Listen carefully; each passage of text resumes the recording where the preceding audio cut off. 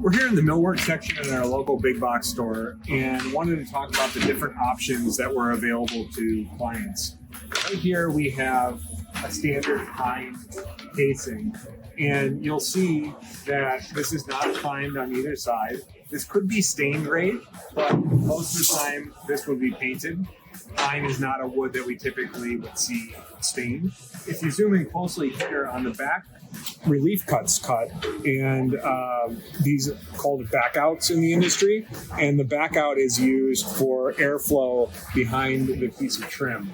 More interestingly, we get into pre-prime, which when we're doing painting or any sort of staining on millwork, we do want to have all the sides covered uniformly so that we don't absorb moisture to one side, causing the increased chance of cracking. The other way this stops movement is, you'll see right here, we have what's called finger jointing. This is glued together sections, and this allows, it's a cheaper way of manufacturing, cuts the price down, but also when you start gluing pieces together and don't have one long piece, you're breaking up that wood fiber and allowing it to be much more structurally sound and less movement dimensionally.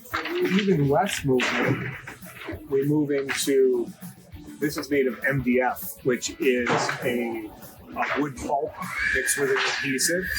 And here we have this option.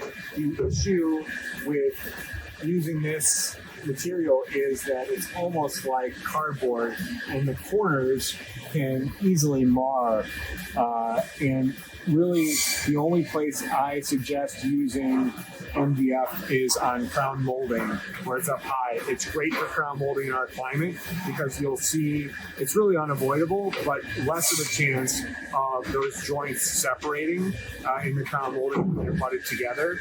And if you're painting, unrivaled finish quality when you're working with MDF because it is so smooth.